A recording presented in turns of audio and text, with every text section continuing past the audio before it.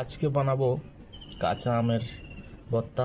তো দেখো তোমাদের কাঁচা আমের ভর্তা কীভাবে বানাই সেটা দেখাই। তো আমগুলো ধুয়েছিলাম, ধুয়ে কেটে যে চোকলাগুলো ছিল এখানে রেখেছি। তো চোকলাগুলো সব এখানে আছে, এ হলো বটনিদা, আর এখানে হলো কাঁচা আম কুচি কুচি করে কেটে নিয়েছি, আর এখানে হলো আরও কিছু আম আছে, এগুলোও কেটে নেব। আম কুচি কুচি করে কেটে নিলাম একটা বাটির মধ্যে। এই যে অনেকগুলো কেটেছি, আরও কিছু আছে সেগুলো কেটে নেব। কাঁচা আম মাখার জন্য এখন গাছ থেকে দুটো কচি লেবু পাতা নিয়ে নিই।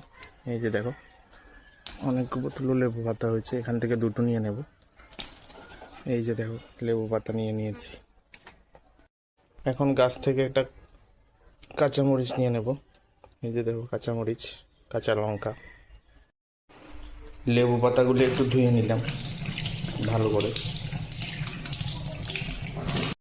লেবু পাতাগুলো আমের মধ্যে দিয়ে দিলাম।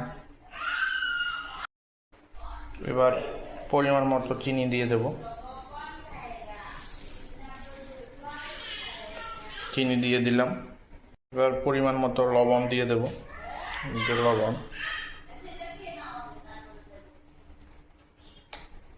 এবার দুটো শুকনো মরিচ পুড়ে নেব, যাতে আরও খুব স্বাদ হয়, আরও যাতে টেস্ট হয়।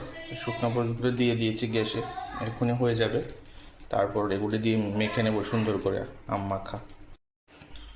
শুকনো মরিচ সুন্দর করে পুড়ে নিলাম, এই যে দেখছো। এবার আমের মধ্যে দিয়ে দিলাম শুকনো মরিচগুলো। কাঁচা লঙ্কা যেটা গাছ থেকে নিয়েছিলাম সেটাও দিয়ে দেব, যাতে আরও টেস্ট হয়। কাঁচা লঙ্কাটা সুন্দর করে মিক্স করে নিলাম।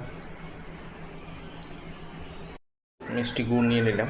তো গুড় দেওয়ার কারণ যাতে সুগারটা একটু কম লাগে এবং মাখাটা আরও খুব সুস্বাদু হয়। তো গুড়টা দিয়ে দিলাম আমের মধ্যে।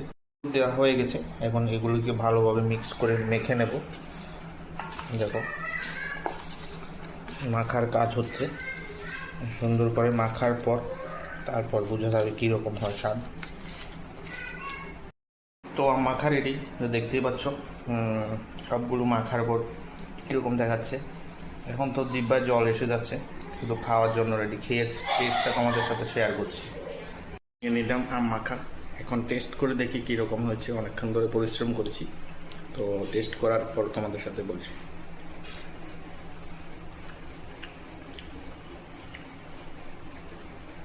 খুব স্বাদ হয়েছে। তো তোমরাও বাড়ির মধ্যে ট্রাই করবে, আর ভিডিওটা কেমন লেগেছে অবশ্যই জানাবে সবাই। ধন্যবাদ।